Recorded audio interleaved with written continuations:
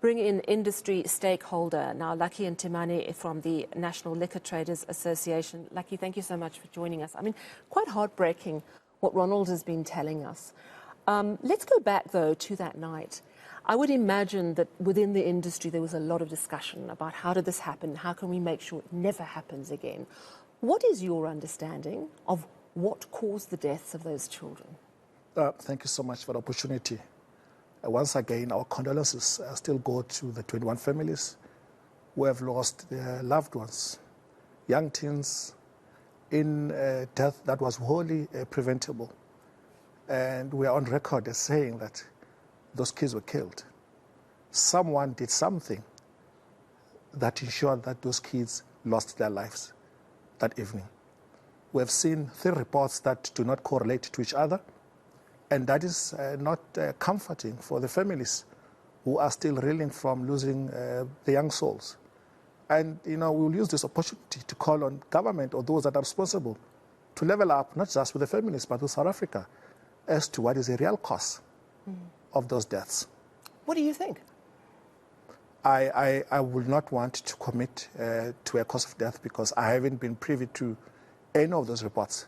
Suffice to say that those reports that have been mentioned in the public space are not talking to each other. Yeah, so exactly. So just to recap for our viewers, the first one spoke about that there was a stampede and the kids basically died in the stampede.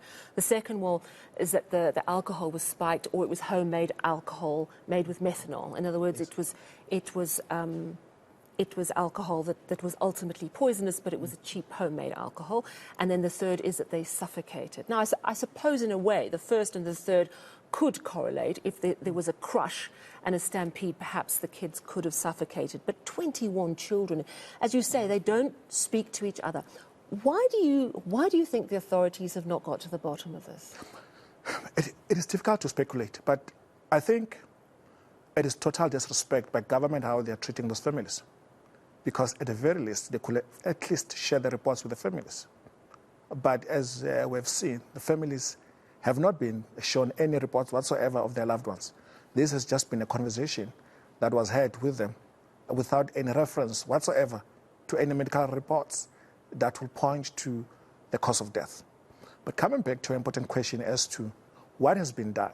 So the alcohol industry has come together to create a body called Drinks Federation of South Africa to ensure that everyone comes on board. So it's representative of not just liquor manufacturers, but liquor traders and other various stakeholders. And under this body, we have an organization called aware.org. So aware.org is tasked with alcohol harm reduction programs, working with various liquor boards. So in South Africa, because we have 9 provinces, we have 9 liquor laws. So each and every province has got its own liquor law under a liquor authority. So aware.org is partnering with all the liquor authorities across the country to ensure that we run programs that talk to issues of alcohol abuse. And this issue of alcohol abuse is something that we as a country have managed to sweep under the carpet for a very long time. And COVID-19 actually showed us that alcohol abuse is something that we need to face up to. And the industry is awakening to that fact. And we are working with various stakeholders to ensure that we are able to deal with this issue. And I think the point was made in Ronald's report that children in many ways are mirroring what they're seeing in society. If alcohol is abused, it's very easy to follow that pattern. Ronald also saying, though, that underage drinking is still happening. There was a party with 700 kids, I think, on one of the beaches. Whose job is it to monitor what's going on with parties, with taverns? I mean, is there a role that you as private sector have to play, or is it a complete failure of government? Would it be the police? Would it be, labour officers? Who's supposed to do this monitoring? I think the adage, the African proverb that says that it takes a village to raise a child is applicable in this regard. This blame cannot be just apportioned to family, but I think it's a societal-wide approach that needs to be taken to ensure that we'll deal with this matter. If we know that there is a child who's my neighbor who's drinking alcohol, I should be able to have a conversation with the parent to say, I've seen my child drink alcohol. But also, the tavern owners ought to take full responsibility. Those kids didn't just serve themselves whatever they were drinking there. Someone served them. They were allowed to be in that space. So tavern owners who are putting profits ahead of the lives of people should be punished accordingly. You obviously deal with tavern owners, right?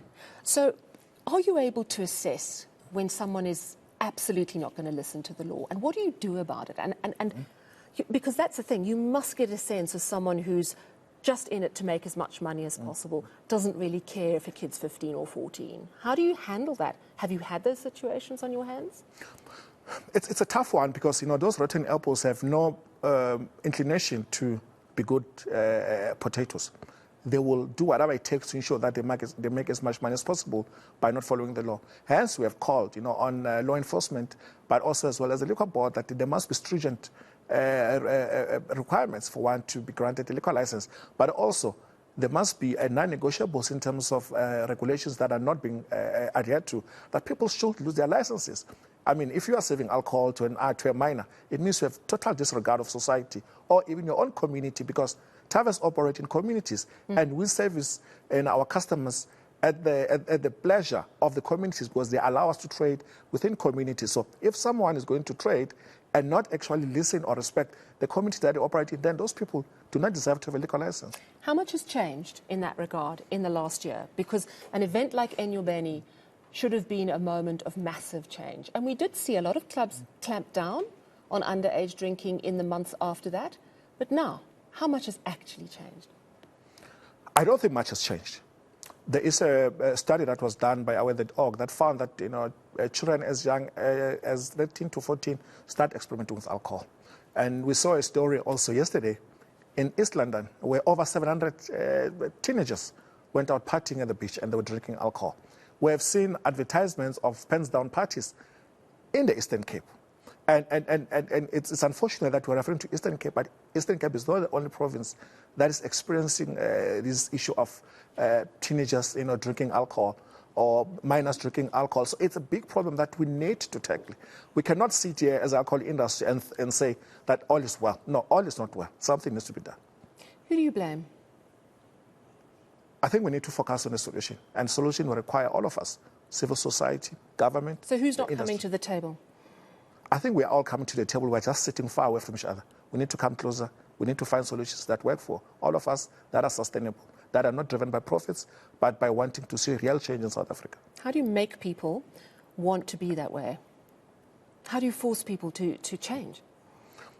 It's a tough one. Is it regulation? Is it simply the threat you're going to lose your license and we're going to push the monitoring? I think as it is in the country, we have strong liquor laws. The regulations are very powerful and they're a good deterrent. What we need is enforcement. I think that's what has been lacking. Absolutely. Thank you so much. And thank you for speaking so frankly about the challenges facing this industry and what still needs to be done. Really appreciate your time.